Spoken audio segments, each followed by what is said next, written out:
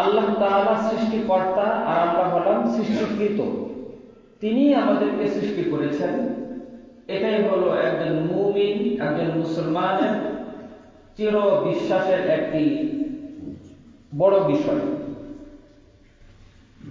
কোন ব্যক্তির ঈমানের ক্ষেত্রে যদি এই জায়গায় কোনো সন্দেহ থাকে যে আমার সৃষ্টি করার পিছনে আল্লাহ ছাড়া ভিন্ন কোনো ব্যক্তির, ভিন্ন কোনো সত্তার, ভিন্ন কোনো জাতির অবদান আছে, হাত আছে, বুঝতে হবে তার ঈমানের ভিতরে গরমিল আছে। ঈমানদার বলতেই তার ঈমানের বড় এবং সর্বপ্রথম যে জিনিসটার বিশ্বাস তা স্বীকার করতে হবে আল্লাহর ব্যাপারে। তার মধ্যে একটি হলো যে তিনি আমাদেরকে সৃষ্টি করেছেন। দুনিয়ার বাস্তবতা হলো যে যে জিনিস তৈরি করে তার প্রতি যে তৈরি করেছে তার ভালোবাসা অন্য দশজনের চেয়েও বেশি থাকে। এটা কি দুনিয়ার বাস্তবতা? যিনি একটি বাড়ি তৈরি করেছেন, ওই বাড়ির প্রতি বাড়ির মালিকের যে পরিমাণ দরদ আর মহব্বত ভালোবাসা থাকবে, ওই বাড়ির ভাড়াটিয়ার মহব্বত তত বেশি থাকে। যিনি বাড়ি করেছেন, বাড়ির প্রতি তার ভিন্ন একটা অতিরিক্ত ভালোবাসা আছে, যেন তার বাড়ির, তার বিল্ডিং এর কোনো ক্ষতি না হয়, এজন্য তিনি সব ধরনের নিরাপত্তা ব্যবস্থা গ্রহণ করে থাকেন। কখনো কখনো দেখবেন যদি বাড়িটা রাস্তার সাথে হয়, রাস্তা ঘেঁষে হয়, যেন তার বাড়ির মধ্যে রিকশার চাকার ওই লোহার বসা না লাগে, এই জন্য অনেকে অ্যাঙ্গেল ব্যবহার করে। খেয়াল করেছেন? আপনারা খেয়াল করেছেন কিনা? আমার বোঝার উদ্দেশ্য হলো সে বাড়িটা বানিয়েছে, এই জন্য বাড়ির প্রতি তার কি আছে? দরদ আছে। কিন্তু যে রিক্সা চালকের রিক্সাটা এখানে লাগতেছে তার কি কোনো দরদ আছে? কারণ হলো সে এই বাড়ি কি করে নাই, বানায় নাই। ঠিক এর বিপরীত আসেন, যে রিক্সা চালক এই বাড়ির প্রতি দরদ না থাকার কারণে বাড়ির মধ্যে তার চাকা লাগিয়ে ক্ষতি করতেছে, দরদ না থাকার কারণে, ঠিক একইভাবে তার উল্টো দিকে আসেন, ওই রিক্সা চালক যদি মিস্ত্রি হয়ে তার রিক্সাটা তৈরি করে থাকে, সে দেখবেন তার রিক্সাটাকে কত নিরাপদে রাখে।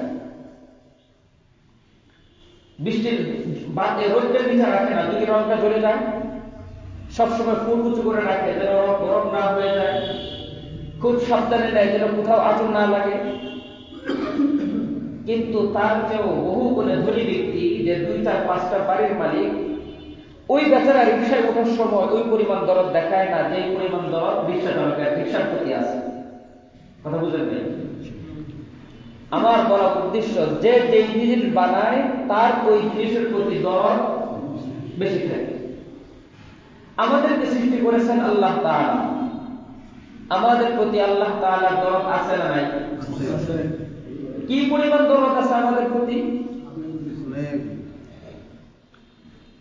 আল্লাহ রাসূল সাল্লাল্লাহু আলাইহি ওয়াসাল্লাম বলেন, যদি আল্লাহর কাছে এই মানুষ ছাড়া দুনিয়ার মধ্যে আর যা কিছু আছে, এই সব কিছুর মহব্বত ভালোবাসা যদি এতটুকু পরিমাণ হতো যে একজন মানুষের কাছে একটি মাছির পাকার যতটুকু দাম ভালোবাসা, এতটুকু যদি আল্লাহ তাআলা মানুষ ছাড়া ভিন্ন কোনো বস্তুকে ভালোবাসতেন, তাহলে দুনিয়ার কোনো মানুষকে আল্লাহ তাআলা খাবার দিতেন না, অক্সিজেন দিতেন না, আলো বাতাস কোনো সুবিধাই দিতেন না।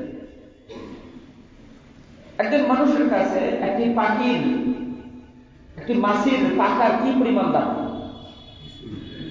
মাছি উড়ে যে পাখা আছে না, ছোট ছোট পাখা আছে, আমার আপনার কাছে ওই পাখার কোনো মূল্য আছে?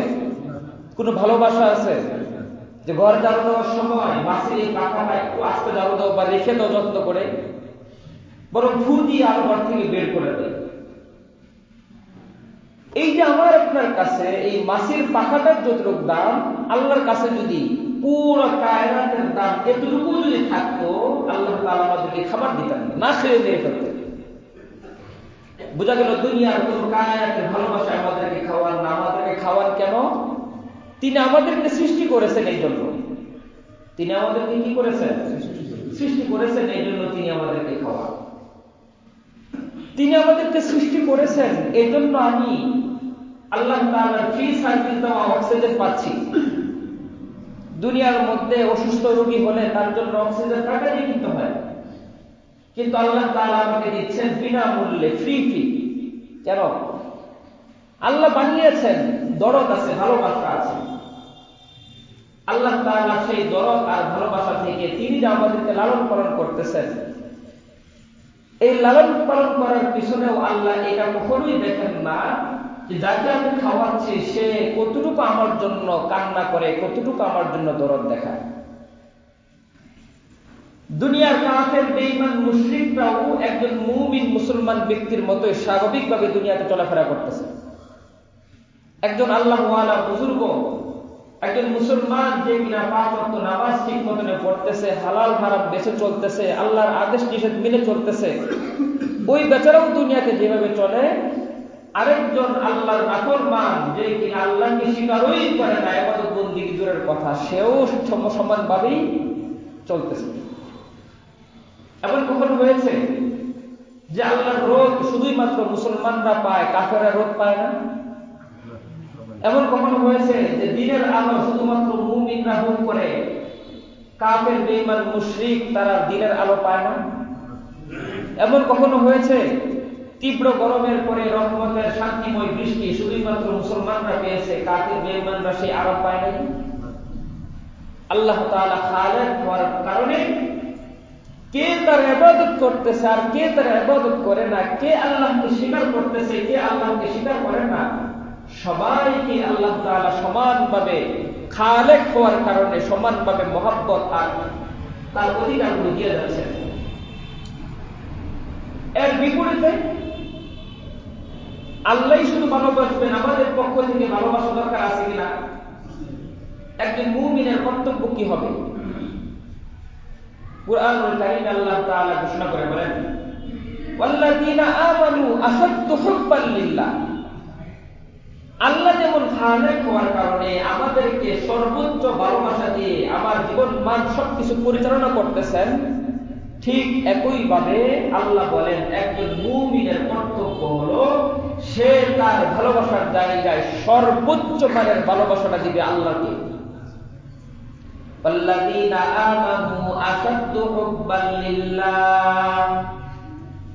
আল্লাহ রাব্বুল আলামিন ঘোষণা করেন, দুনিয়ার মধ্যে নানান বিশ্বাসের মানুষ, নানান ধর্মের মানুষ, নানান আকীদার মানুষের মধ্যে যারা নিজেদেরকে ঈমানদার হিসেবে ঘোষণা করে, ওয়াল্লাযীনা আমানু, যারা নিজেদেরকে ঈমানদার বলে ঘোষণা করে থাকে, ওই ঈমানদারের ভিতরে তার পরিবার পরিজন, তার বাবা মা, তার সন্তান, তার আত্মীয় স্বজন, তার ধন সম্পদ সব কিছুর তুলনায় সবচেয়ে বেশি ভালোবাসাটা দিতে হবে একমাত্র আশাদ্দু হুব্বান লিল্লাহ, আল্লাহকে।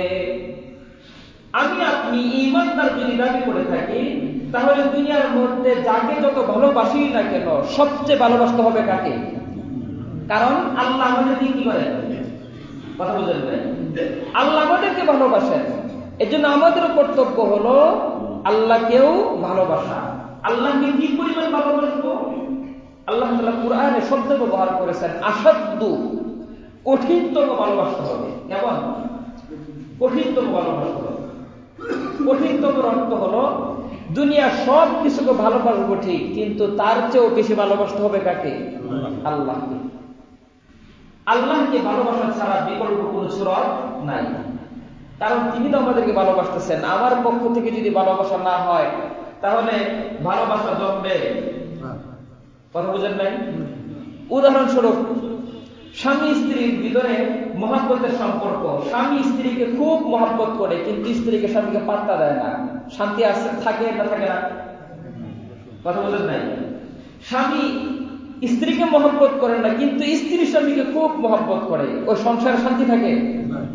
শান্তি আসার জন্য, ভালোবাসার ফল পূর্ণ মাত্রায় পাওয়ার জন্য উভয় পক্ষ থেকে কি করতে হয়? আল্লাহ আমাদেরকে ভালোবাসেন, আমিও যখন আল্লাহকে পূর্ণ মাত্রায় ভালোবাসবো তখনই এই মাবুদ আর খালেক খালেক আর মাখলুকের ভালোবাসার পূর্ণতা লাভ হবে, আমি আপনি জান্নাতে যেতে পারবো। এই জন্য আল্লাহ যেমন ভালোবাসেন, আমাদের পক্ষ থেকে কি করতে হবে? ভালোবাসতে হবে। আল্লাহর ভালোবাসার পরের স্থান হলো নবী করিম সাল্লাল্লাহু আলাইহি ওয়াসাল্লাম। নবী করিম সাল্লাল্লাহু আলাইহি ওয়াসাল্লাম আমাদেরকে কেমন ভালোবাসেন এর নজির বলে শেষ করার মতো না। শুধুমাত্র আমরা তো মুসলমান দাবি করি, নবীজির জমানায় যারা কাফের ছিলেন, একজন কাফেরের প্রতিও নবীজির কেমন ভালোবাসা ছিল। নবী আলাইহিস সালাতু ওয়াস সালামের সামনে দিয়ে এক কাফেরের লাশ নেওয়া হচ্ছে, নবীজি আফসোস করে বলতেছেন, হায় হায়, আমি দুনিয়াতে থাকা অবস্থায় একজন বনি আদম জাহান্নামের পথে যাত্রী হয়ে গেল, এটা নবীজি সহ্য করতে পারতেছিলেন না। কেন? ভালোবাসা ছিল না এই জন্য, নাকি ভালোবাসা আছে এই জন্য? নবীজি আমাদেরকে কেমন ভালোবাসেন সেটা বেনজির। পক্ষান্তরে আমাদের পক্ষ থেকে নবীজিকে কেমন ভালোবাসতে হবে সেটাও নবীজি ঘোষণা করে বলেছেন, লা ইউমিনু আহাদুকুম হাত্তা আকুনা আহাব্বা ইলাইহি মিন ওয়ালিদিহি ওয়া ওয়ালাদিহি ওয়ান নাসি আজমাইন। আল্লাহ রাসূল সাল্লাল্লাহু আলাইহি ওয়াসাল্লাম বলেন, তোমাদেরকে আমি যে মাত্রায় ভালোবাসি, শুনে রাখো, তোমাদের মধ্যে প্রত্যেকে যতক্ষণ না পর্যন্ত নিজের সন্তান, নিজের স্ত্রী, নিজের পরিবার পরিজন, দুনিয়ার সমস্ত মানুষের চেয়ে বেশি মাত্রায় ভালোবাসা আমাকে না দিবা, ততক্ষণ পর্যন্ত লা ইউমিনু, তোমরা ঈমানদার হতে পারবা না। প্রকৃত ঈমানদার হওয়ার জন্য নবীকে ভালোবাসার মাত্রাটা কেমন হতে হবে? সমস্ত বস্তুর ভালোবাসার চেয়ে বেশি। আল্লাহকেও ভালোবাসতে হবে, নবীকেও কি করতে হবে? ভালোবাসতে হবে। আমি সংক্ষেপে কথাগুলো বললাম। আল্লাহর ভালোবাসা, নবীর ভালোবাসা আল্লাহর পক্ষ থেকেও আমাদের উপরে আছে, নবীর পক্ষ থেকেও আমাদের উপরে আছে। সুতরাং আমাদের পক্ষ থেকেও আল্লাহর প্রতি ভালোবাসা দেখাইতে হবে, ঈমানের দায়িত্ব। আল্লাহ কুরআনে বলেছেন, ওয়াল্লাযীনা আমানু আশাদ্দু হুব্বান লিল্লাহ, আমাদের পক্ষ থেকে নবীকেও বেশি ভালোবাসতে হবে, এটাই ঈমানের দাবি। নবীজি হাদিসে বলেছেন, দুনিয়ার সব কিছু থেকে বেশি ভালোবাসতে হবে। আল্লাহ এবং তার রাসূলকে ভালোবাসার তরিকা, আল্লাহ এবং তার রাসূলকে ভালোবাসার পদ্ধতি কি হবে, এইটা নিয়ে কুরআন ও হাদিসে বহু তরিকার পদ্ধতি বলা আছে। আমি আপনাদেরকে ছোট্ট করে একটা উদাহরণ দিয়ে বলি। আমরা দেখবেন আমাদের সমাজে অনেকে বাংলাদেশের প্রেক্ষাপটে বিভিন্ন রাজনৈতিক দলের সাথে জড়িত থাকে। অনেকেই, সবাই না, আমি সবার কথা বলবো না। অনেক মানুষ রাজনৈতিক দলের সাথে জড়িত। কেউ কেউ ওই দলের যিনি প্রতিষ্ঠাতা ছিলেন, যিনি আদর্শ পুরুষ ছিলেন, তার আদর্শ মনের ভিতরে লালন করে কিনা? কেউ কেউ নিজেকে ওই ব্যক্তির সৈনিক বলে দাবি করে। কেউ বলে সে বঙ্গবন্ধু শেখ মুজিবুরের সৈনিক, কেউ বলে সে জিয়াউর রহমানের সৈনিক। আছে এরকম? প্রত্যেকেই একজনকে আদর্শ পুরুষ মনে করে এবং নিজেকে ওই ব্যক্তির সৈনিক দাবি করে। সে নিজেকে যতই দাবি করুক যে শেখ মুজিবুরকে ভালোবাসে অথবা জিয়াউর রহমানকে ভালোবাসে, তার এই ভালোবাসা কি করতে হবে? প্রমাণ করতে হবে। কথা বোঝেন নাই? তার এই ভালোবাসা প্রমাণ করার একটা পদ্ধতি হলো, ওই দলের যত কর্মসূচি আছে সমস্ত কর্মসূচিতে সে কি করতে হয়? কথা বোঝেন নাই? কেউ যদি বলে যে আমি শেখ মুজিবুর রহমানের আদর্শ লালন করি, তাকে ভালোবাসি, কিন্তু শেখ মুজিবুরের কোন কর্মসূচিতে সে থাকে না, সে থাকে তার ভিন্ন দলের কর্মসূচিতে, তাকে কি বলা হবে যে শেখ মুজিবুর সৈনিক? কথা বলেন। কোন একজন বললো আমি জিয়াউর রহমানকে খুব ভালোবাসি, কিন্তু জিয়াউর রহমানের যে কর্মসূচি, যে আদর্শ ছিল, তার কোনো কর্মসূচি তার ভিতরে নাই, তার কোনো আদর্শ তার ভিতরে নাই। সে শুধু অন্য দলের সাথে ঘুরে, অন্য দলের মিটিং মিছিলে থাকে, তাকে কি বলা হবে? সে জিয়াউর রহমানের ভালোবাসে? কথা বুঝলেন? ব্যক্তিকে ভালোবাসা প্রকাশ করতে হয় তার কর্মসূচির মধ্যে অংশগ্রহণের মাধ্যমে, ঠিক কিনা? যদি কোনো ব্যক্তি শেখ মুজিবুর রহমানকে ভালোবাসে, তার প্রমাণ করতে হবে শেখ মুজিবুর রহমানের পক্ষে যদি কোনো মিছিল বের হয়, সেই মিছিলে সে থাকে, তার পক্ষে কোনো সংগ্রাম আন্দোলন সেখানে সে উপস্থিত। জিয়াউর রহমানকে ভালোবাসে, তো ওই দলের যদি কোনো কর্মসূচি থাকে সেখানেও সে উপস্থিত। বোঝায় আমি উপস্থিত থেকে এটা প্রমাণ করতে চাচ্ছি যে যে আমি ওই বেচারাকে কি করি, ভালোবাসি। এটাই তো বাস্তবতা। ব্যক্তির ভালোবাসা প্রকাশ করতে হয় ওই ব্যক্তির দলের কর্মসূচি পালনের মাধ্যমে। কথাটা কি বললাম? ব্যক্তির ভালোবাসা প্রকাশ করতে হয় ওই ব্যক্তির দলের কর্মসূচি পালনের মাধ্যমে। আল্লাহকে ভালোবাসতে হবে আল্লাহর কর্মসূচি পালনের মাধ্যমে, নবীকে ভালোবাসতে হবে নবীর কর্মসূচি পালনের মাধ্যমে। ব্যক্তির দলের কর্মসূচির মধ্যে আপনি নাই, শুধু মুখে বলেন আমি ব্যক্তিকে ভালোবাসি, আপনাকে মানুষ কি বলবে? বারবার বলবে। কোন কর্মসূচিতে তাকে পাওয়া যায় না, শুধু মুখে মুখে বলে আমি অমুক ব্যক্তিকে ভালোবাসি, আমি অমুক দলকে ভালোবাসি, তাকে কি বলবে সবাই? বারবার। আমি আল্লাহর কোন কর্মসূচি বাস্তবায়ন করি না, নবীজির কোন কর্মসূচি আমি বাস্তবায়ন করি না, আল্লাহ এবং তার রাসূলের কোন কর্মসূচির মধ্যে আমি নাই, কিন্তু মুখে মুখে যতই বলি আমি আল্লাহকে ভালোবাসি, নবীকে ভালোবাসি, সে কি? বাটপার, মুনাফিক মার্কা মুসলমান। এজন্য মুহতারাম হাজিরিন, আল্লাহকে এবং তার রাসূলকে যে ভালোবাসতে হবে ঈমানের দায়িত্ব, আর সেটা প্রকাশ করতে হবে আল্লাহ এবং তার রাসূলের কর্মসূচি পালনের মাধ্যমে। কিসের মাধ্যমে? কর্মসূচি পালনের মাধ্যমে। এজন্য মুহতারাম হাজিরিন, আল্লাহ এবং তার রাসূলের কর্মসূচি হলো ইবাদত বন্দেগী করা। কি করা? ইবাদত বন্দেগী করা। আর আল্লাহ এবং তার রাসূলের ভালোবাসা হলো ঈমান। আর ওই ঈমানের বিপরীত হলো, ঈমানকে প্রমাণ করার মতো বিষয় হলো আল্লাহ এবং তার রাসূলের কর্মসূচি, ইবাদত বন্দেগী। আমি যদি দাবি করি আমার ভিতরে ঈমান আছে, তাহলে অবশ্যই অবশ্যই এর সাথে সাথে আমাকে ইবাদত করতে হবে। আমি নিজেকে ঈমানদার দাবি করলাম কিন্তু নেক আমলের মধ্যে নাই, ইবাদত বন্দেগীর মধ্যে নাই, বুঝতে হবে সেই ব্যক্তি কোনো ঈমানদার হতে পারে না। বড় মিল আছে তার ঈমানের মধ্যে। প্রকৃত ঈমানদার তো সেই যে কিনা ঈমানের সাথে সাথে আমল করে। এই জন্য মুহতারাম হাজিরিন, কুরআনুল কারীমে আল্লাহ তাআলা জান্নাত দিবেন ওই সমস্ত মুমিন বান্দাদেরকে যারা কিনা ঈমানের সাথে সাথে নেক আমল করে।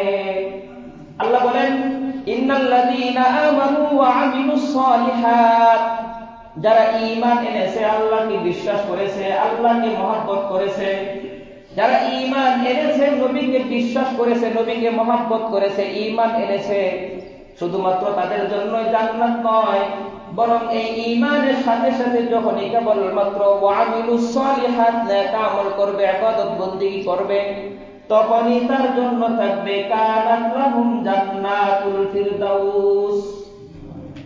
ঈমান লাগবে, সাথে সাথে কি লাগবে? আমল লাগবে। ঈমান লাগবে এবং সাথে সাথে আমল লাগবে। আমাদের আকাবির আসলাফ যারা ছিলেন, সাহাবায়ে কেরাম থেকে নিয়ে সকলেই শুধুমাত্র আমি পাক্কা ঈমানদার এইটাই বলে শেষ ছিলেন না, বরং তারা এর সাথে সাথে দ্বিতীয় যেটা কর্তব্য সেটাও করেছেন।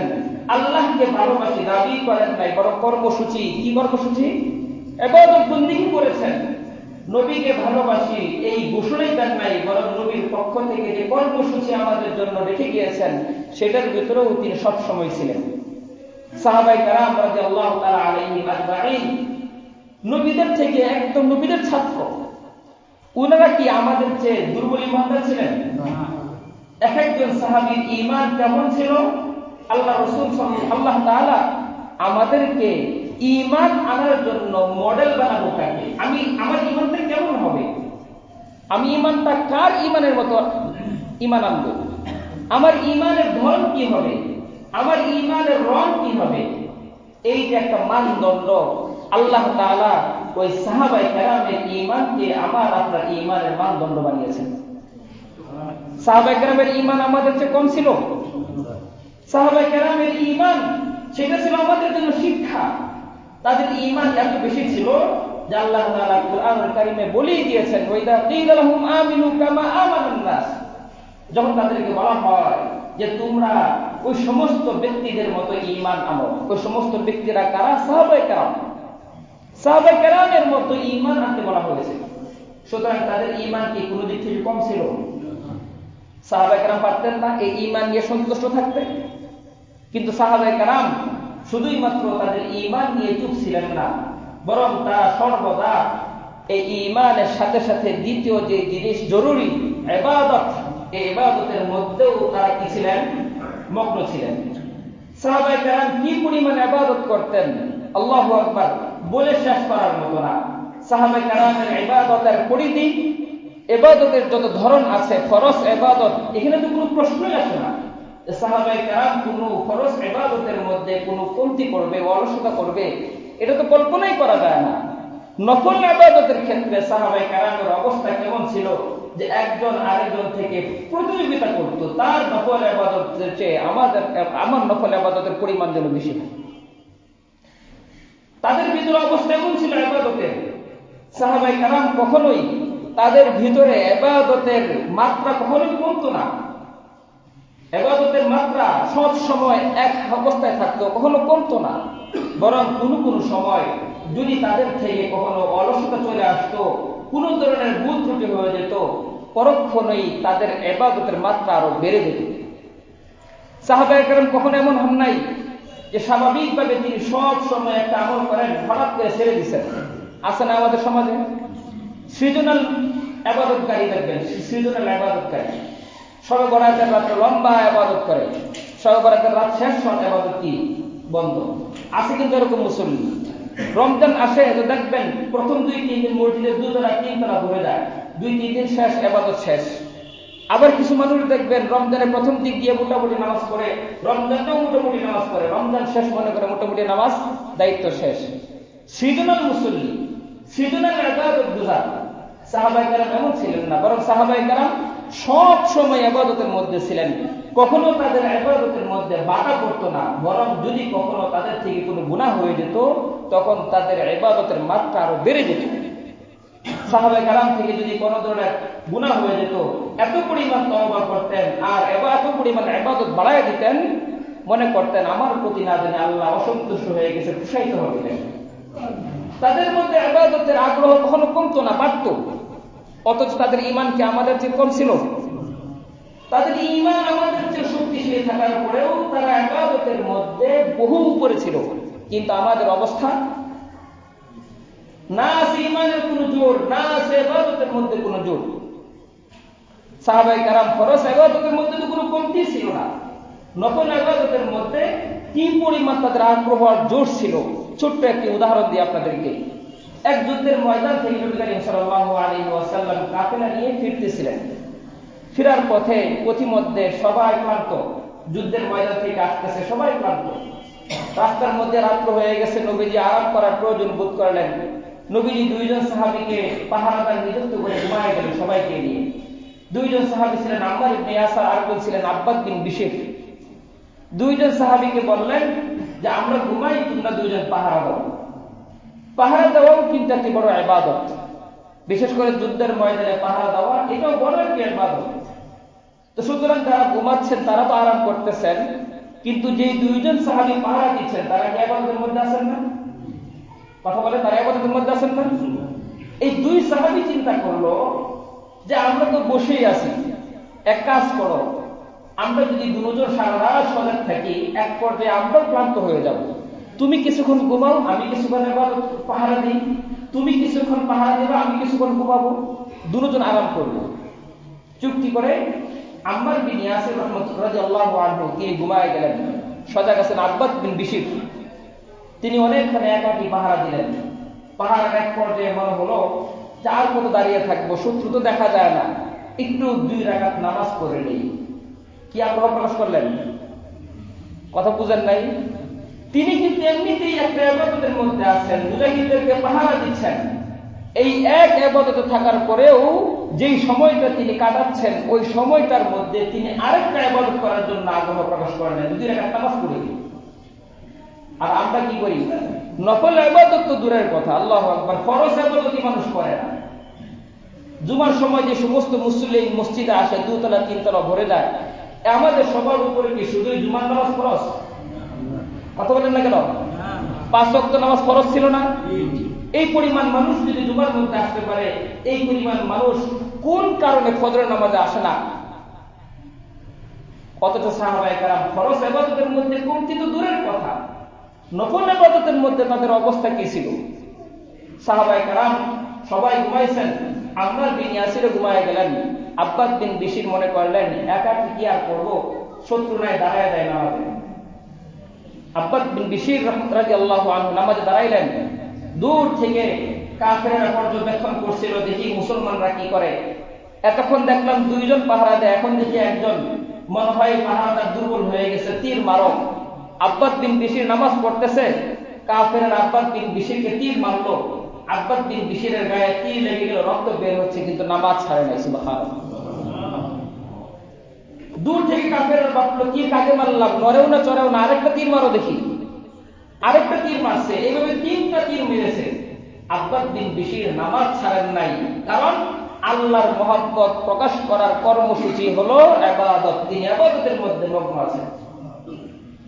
আব্বাস বিন বিশির রাহমাতুল্লাহি আলাইহি যখন নামাজ শেষ করলেন, আম্মার বিন ইয়াসির বললেন আপনি নামাজটা ছেড়ে দিতেন, নামাজটা ছেড়ে দিয়ে আমাকে বলতেন।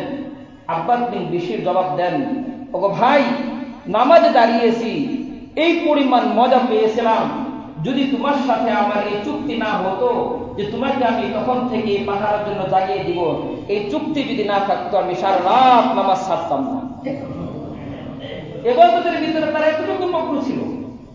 এই জন্য সাহাবায়ে কেরামের ইবাদতের পরিধি কেমন ছিল, এটার প্রতি আল্লাহ তাআলা সন্তুষ্ট হয়ে কুরআন কারীমে আয়াত নাযিল করে দিয়েছেন।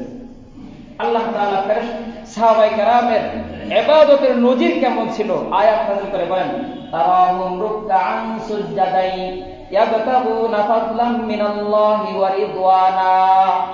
আল্লাহ তাআলা নবীকে বলেন, নবী প্রিয় নবী, আপনি আপনার সাহাবাদেরকে কেমন ইবাদত করে আপনি তাদেরকে যদি লক্ষ্য করেন দেখবেন, যখনই তাদের দিকে তাকাইবেন তখনই দেখবেন একদল না একদল রুকু করতেছে, যখনই তাদের দিকে তাকাইবেন দেখবেন একদল না একদল সিজদা করতেছে, যখনই তাদের দিকে তাকাইবেন দেখবেন ইয়াবতাগুনা ফাদলাম মিনাল্লাহ, যখনই তাদের দিকে তাকাইবেন তখনই দেখবেন তারা কোনো না কোনো ভাবে হয় রুকু হয় সিজদা অথবা ভিন্ন কোনো উপায়ে আল্লাহ সন্তুষ্টি তালাশ করতেছে, ওয়া রিদওয়ানা, আল্লাহ সন্তুষ্টি তালাশ করতেছে।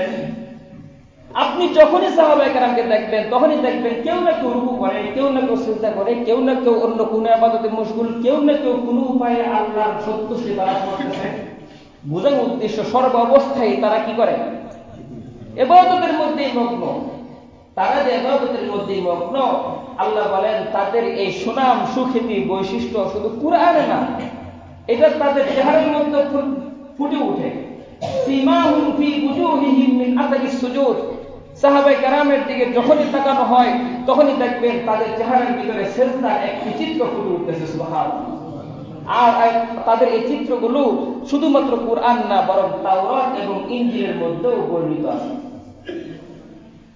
যালিকা মাসালুহুম ফিত তাওরাতি ওয়া মাসালুহুম ফিল ইনজিল। সাহাবায়ে কেরামের এই সমস্ত চিত্র শুধু কুরআন না, তাওরাতের মধ্যেও আছে, ইনজিলের মধ্যেও আছে। সব জায়গায় সাহাবায়ে কেরামের ইবাদতের পরিধি, ইবাদতের সুন্দরতা, ইবাদতের মাধুর্যতা সুন্দরভাবে আল্লাহ তাআলা প্রকাশ করেছেন। আমার বোঝার উদ্দেশ্য, সাহাবায়ে কেরামের ঈমান কি আমাদের যে দুর্বল ছিল? সাহাবায়ে কেরাম শুধুমাত্র ঈমানের দাবিদার ছিলেন না, আল্লাহকে ভালোবাসি, আল্লাহকে বিশ্বাস করি, নবীকে ভালোবাসি, নবীকে বিশ্বাস করি, এই ঈমানের সাথে সাথে তার কর্মসূচিও তারা কি করেছেন? বাস্তবায়ন করেছেন। তার কর্মসূচিও বাস্তবায়ন করেছেন। আমাদের শুধু সাহাবায়ে কেরাম কোন আকাবির আসলাফ যারা ছিলেন তাদের ভিতরেও এই চিত্র ছিল, তারা সব সময় ইবাদতের মধ্যে মশগুল ছিলেন। আমরা কয়েকজন সাহাবী আকাবিরদের নাম বলবো। ইমাম আবু হানিফা রাহমাতুল্লাহি আলাইহি, তিনি 40 বছর পর্যন্ত এশারের ওযু দিয়ে ফজর নামাজ পড়েছেন, মাঝখানে তিনি ঘুমান নাই, ইবাদতের মধ্যে কাটিয়ে দিয়েছেন। হযরত আবু ইউসুফ রাহমাতুল্লাহি আলাইহি, তিনি দৈনিক 200 রাকাত নফল নামাজ পড়তেন। হযরত আব্দুল্লাহ ইবনে মুবারক রাহমাতুল্লাহি আলাইহি, তিনি সব সময় একাকী ঘরের ভিতরে বন্দী অবস্থায় থাকতেন। তার ছাত্ররা জিজ্ঞাসা করলো, উস্তাদজি আপনি একাকী ঘরের ভিতরে থাকেন, আপনার কি খারাপ লাগে না? তিনি বললেন, আমার কাছে দুইটা জিনিস খুব প্রিয়, একটা হলো বাইতুল খালি, নিরিবিলি ঘর আমার কাছে খুব প্রিয় জিনিস। ছাত্ররা জিজ্ঞাসা করলো, কেন খালি ঘর আপনার কাছে এত প্রিয় কেন? আব্দুল্লাহ ইবনে মুবারক বলেন, খালি ঘর থাকলে আমি আল্লাহর সাথে কথা বলি, খালি ঘর থাকলে আমি রাসূলের মজলিসে বসে যাই, খালি ঘর থাকলে আমি সাহাবায়ে কেরামের সাথে আড্ডা দেওয়া শুরু করি। ছাত্ররা বুঝতো না এটা কিভাবে সম্ভব। আব্দুল্লাহ ইবনে মুবারক বলেন, আমি যখন খালি গড়া থাকি সাথে সাথে আমি যাই নামাজ বিছিয়ে নামাজে দাঁড়িয়ে যাই, তো আমি যখন সূরা ফাতিহা পড়া শুরু করি আল্লাহ আমার প্রত্যেকটা আয়াতের জবাব দেওয়া শুরু করেন। খালি গড় তো আল্লাহর সাথে কথোপকথন শুরু। নামাজ পড়তে পড়তে ক্লান্তি চলে এসেছে, আমি রাসূলের হাদিসগুলো নিয়ে বসে যেতাম। আমার কাছে মনে হতো এই বুঝি নবীজি আমার সামনে বসে বসে হাদিসগুলো আমাকে শোনাচ্ছেন। সুবহানাল্লাহ। আব্দুল্লাহ ইবনে মুবারক বলেন, খালি গড় হাদিস পড়তে পড়তে ক্লান্ত হয়ে গেছি, তো সাহাবায়ে কেরামের আকওয়ালগুলো নিয়ে আমি বসে যেতাম। মনে হইতো আমি কেমন যেন সাহাবায়ে কেরামের আড্ডার মধ্যে বসে বসে নবীজির ওই হাদিস, নবীজির ওই ফিকহ, নবীজির ওই ঈমানের নুরানি আলোচনার মধ্যে আমিও বসে বসে সাহাবায়ে কেরামের আলোচনা শুনতেছি। তাদের অবস্থা ছিল এমন আকাবিরদের। আর আমাদের অবস্থা খালি গড় না, বরং খালি গড় থাকলে ভালোই লাগে না। খালি গড় থাকলে কি লাগে না? যেখানে 2-4 জন মানুষ বসা যায় ওই জায়গায় আমরা ছুটে যাই। এই কথাগুলো আমাদের বলার উদ্দেশ্য এটা, এই জন্য সামনে আমাদের রমজান মাস আসতেছে। সামনে আমাদের কি আসতেছে? রমজান মাসে আমাদের ভিতরে যেই পরিমাণ ইবাদতের আগ্রহ উদ্দীপনা থাকে, এটা শুধুই কেবলমাত্র শুধু যেন এই রমজান মাসের মধ্যে সীমাবদ্ধ। কথা বুঝেন নাই? যদি আমি দাবি করি যে আমি আল্লাহর উপর বিশ্বাস রাখি, নবীর উপরে বিশ্বাস রাখি, এটা প্রমাণ করার একমাত্র পদ্ধতি হলো তার ঘোষিত কর্মসূচি বাস্তবায়ন করা। যদি আপনি কোন দলকে ভালোবাসেন কিন্তু তার দলের কর্মসূচি বাস্তবায়ন না করেন, আপনি যেমন ওই দলের কর্মী হতে পারেন না, বাটপার হতে হয়। আপনি ঠিক একইভাবে আল্লাহর উপরে বিশ্বাস, নবীর উপরে বিশ্বাস এই কথা ঘোষণা করি, কিন্তু তার ঘোষিত কোনো কর্মসূচির মধ্যে আমাকে পাওয়া যায় না, মাঝে মাঝে শুধু একটু উকি দেই, তাহলে বুঝতে হবে আমার আপনার ঈমানের মধ্যে কি আছে? গরমিল আছে। এই জন্য মোহতারাম হাজরিন, আসন্ন রমজানকে সামনে রেখে আমাদের ভিতরে যে ইবাদতের একটি মহড়া চালু হবে, এইটা যেন ভেঙে না যায়। শবে বরাতের সময় যে পরিমাণ মানুষ এসেছিল, ওইটা যদি না বাড়তো আমাদের প্রতিদিন ওই পরিমাণ মুসলিম মসজিদ হইতো কিনা? কথা বুঝেন নাই? এই যে আমাদের ভিতরে একটি সমস্যা, আমরা সৃজনাল ইবাদত করি, কখনো ইবাদত করি সময় শেষ বাস ইবাদত ছেড়ে দিই। আমাদের সাহাবায়ে কেরামের মতো হতে হবে। ইবাদতের মধ্যে কখনো বাধা দেওয়া যাবে না। দুনিয়ার সব কাজের মধ্যে বাধা আসতে পারে, কিন্তু ইবাদতের মধ্যে কখনো কি আসতে পারে না? বাধা আসতে পারে না। ইবাদত সব সময় এক হালতে চলতে হবে। নফল ইবাদত তো পরের কথা, অন্তত পক্ষে ফরজ ইবাদতগুলো যেন কোনোভাবেই আমাদের থেকে কোনো ধরনের অলসতার শিকার না হয়। রমজানে দেখবেন বহু মানুষ এমন হবে রোজা রাখবে কিন্তু নামাজের কোনো খবর নাই। রোজা নামাজ পড়তেছে কিন্তু রোজার যে হক, ওই হকগুলো আমরা আদায় করবে না। রোজার মাস এমন দেখবেন প্রাথমিক কয়েকদিন ইবাদতের মধ্যে কাটাইলেও শেষ দিকে দুনিয়ার ব্যবসা বাণিজ্য মার্কেটের পিছনে লেগে যাবে। হয় কিনা এরকম? এমনটা যেন না হয়। আমার আজকের আলোচনার সবক এটাই আপনাদেরকে দেওয়া, যে আল্লাহ এবং তার রসুলকে ভালোবাসা, আল্লাহ এবং তার রসুলের প্রতি বিশ্বাস স্থাপন করা, এর যে নাম ঈমান, এই ঈমানের মাধ্যমে জান্নাতে যাওয়া, এই ঈমানকে পরিপূর্ণতা দেওয়ার একটাই পদ্ধতি, সেটা হলো আমিলুস সালিহাত, নেক আমল করা, ইবাদত বন্দেগী করা। এই ইবাদতের যে মৌসুম আমাদের সামনে আসতেছে, এটাকে সুবর্ণ সুযোগ কাজে লাগিয়ে এখন থেকেই চিরজীবনের জন্য যেন আমি ইবাদতের মধ্যে কাটাইতে পারি, সেই হিম্মত, সেই মানসিকতা তৈরি করা, এটাই হলো আজকে আমার আলোচনার মূল উদ্দেশ্য। করতে পারি না ইনশাআল্লাহ? যতদিন বেঁচে থাকবো কোন ফরজ নামাজ ছাড়বো, যতদিন বেঁচে থাকবো শুধুমাত্র নামাজ কেন, কোন হালাল হারাম এটাকে মিলায়া হারামকে অবলম্বন করবো কখনো? সবসময় হালালের উপরে চলবো, সবসময় ইবাদত বন্দেগীর উপরে চলবো। কখনোই যেন আমাদের দ্বারা কোনো ধরনের নাফরমানি এর কাজ সংঘটিত না হয়, এই ব্যাপারে সচেষ্ট হওয়া, এটাই হবে ঈমানের দাবি। এটা যদি আমরা করতে পারি তবে আমাদের জন্য জান্নাত, অন্যথায় আমরা হব বাটপার মুমিন। আল্লাহ তাআলা আমাদের সকলকে হেফাজত করুন। আল্লাহ তাআলা আমাদের সকলকে প্রত্যেকের জীবনকে ইবাদত বন্দেগীর জন্য উৎসর্গ করার তৌফিক দান করুন। সকলে বলি আমিন। প্রত্যেকের ঈমানকে সাহাবায়ে কেরামের ঈমানের মতো প্রত্যেকের জিন্দেগিকে